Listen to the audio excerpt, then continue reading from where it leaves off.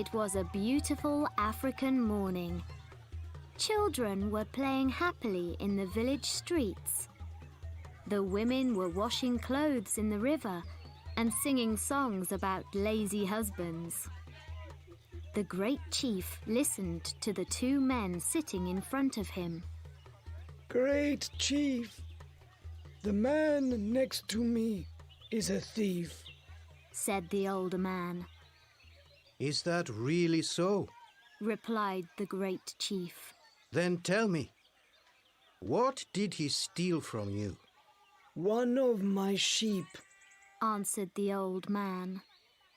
And what is your answer to that? The great chief asked the younger man. Why steal sheep, great chief? Replied the young man. I have lots of them. If I need more sheep, I buy them. I don't steal them from other people. He's the thief, not me.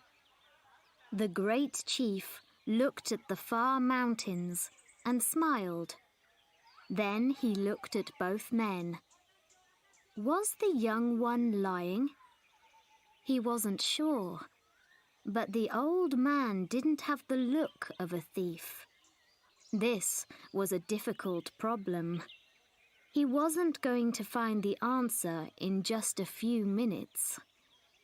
But the great chief liked problems like this more than any other. It took some time to find the answer. People came to him from very far away to ask him to be the judge of their problems. The great chief liked this also. I have a question for both of you, said the great chief. The person who finds the solution will keep the sheep. Go home and think about this question, and come back only when you know the answer. What's the fastest thing in the world? Don't come back until you have the solution. The two men left the great chief's house. The old man was sad. How could he find the answer to such a difficult question? When he got home, he told the question to his daughter, Zia. She was a beautiful, happy woman who liked helping others. She was young, but she was also very wise. I know the answer, Father, she said. It's time. The old man went back to the great chief's house. The great chief was surprised. You're back again. Not even 1 hour has passed, and you already have an answer to my question? Yes, great chief, replied the old man. It wasn't so difficult. So tell me, what is the fastest thing in the world? Time, answered the old man. It always goes too fast. There's never enough time for all the things that we want to do. And when we want more time to do something, it goes faster. The great chief was surprised. The old man's answer was even better than his solution. Who helped you to find the answer? Who gave you these words? Asked the great chief. They're my words, said the old man. No one helped me. If that's not true, I'll punish you, said the great chief. The old man was too afraid to go on with his story. It was my daughter, Zia. She's a very wise young woman, and she gave me the words, he said. She must be very wise, thought the great chief. Very well, he said. You have found the answer. and so you shall keep the sheep. And now that this is all finished, I think that I'd like to meet your daughter." The next day, the old man brought his daughter Zia to meet the great chief. They sat at the great chief's table and had a big lunch. Chicken, rice, fruit, and a drink made from palm juice. During lunch, they talked about the young man who stole the sheep and about how difficult it was to be a good judge. The great chief enjoyed the lunch very much.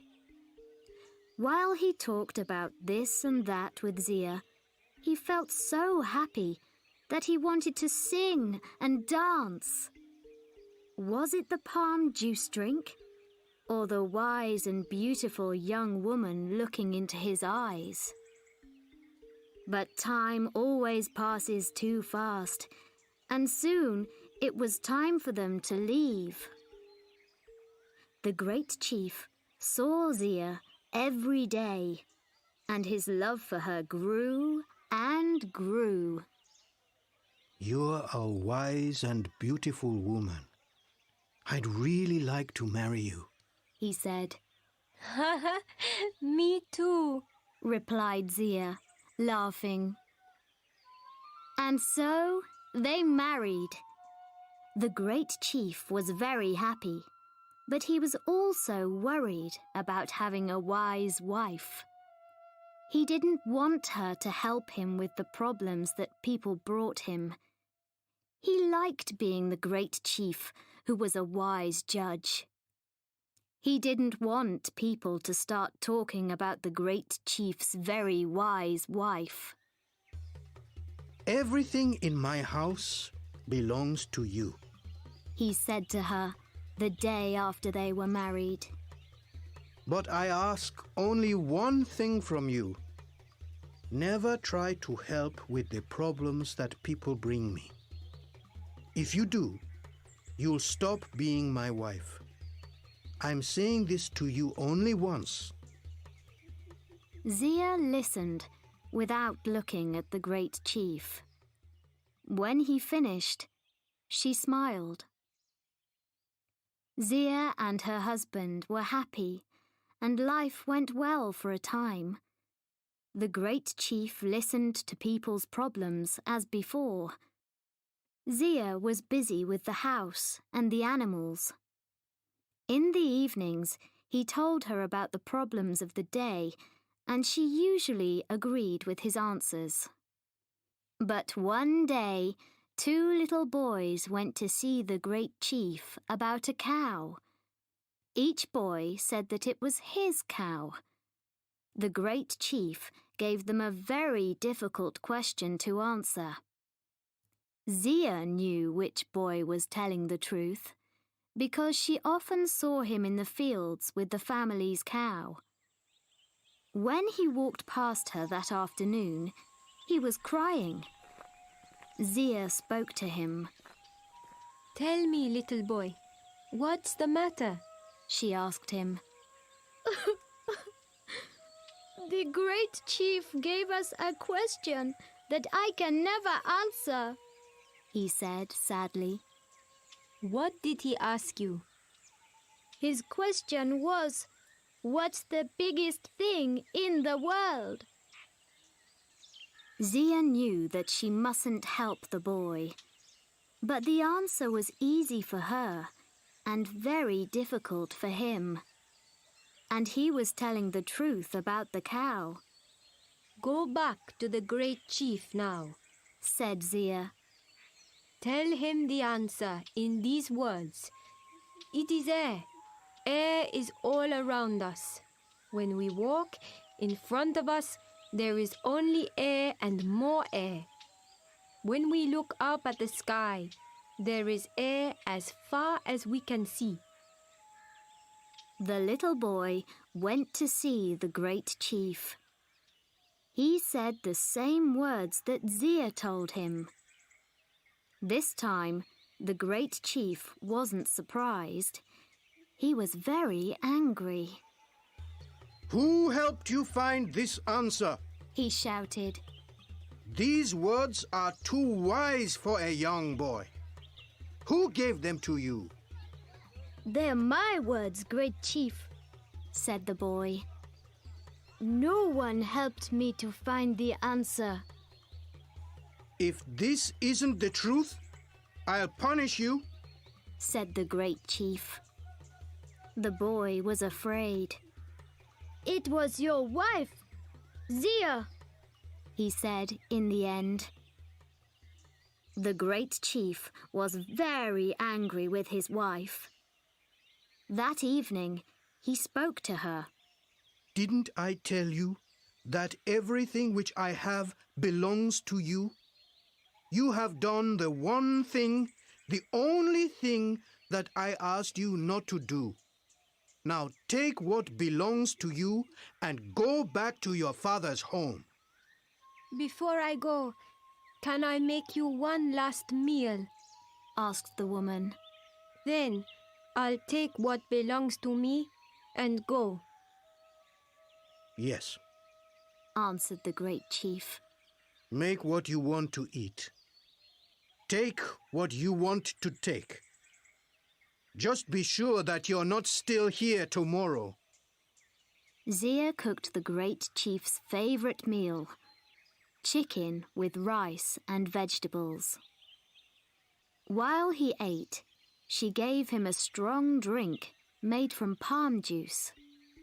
She gave him many cups of it. At the end of the meal, the great chief lay down and slept. With her family's help, Zia carried the great chief to her father's home. They put him on a bed, and he stayed in a deep sleep all night. In the morning, a great voice woke everyone in the house. Where am I? What am I doing here? Shouted the great chief. Zia ran into the room, laughing. You said that I could take anything that I wanted from your house. I wanted you, and so I took you. You are truly wise. Smiled the great chief. Come, let's go back to our home together. Only a stupid man would send away so wise a woman. And you, my great chief, are not a stupid man. Said his clever wife.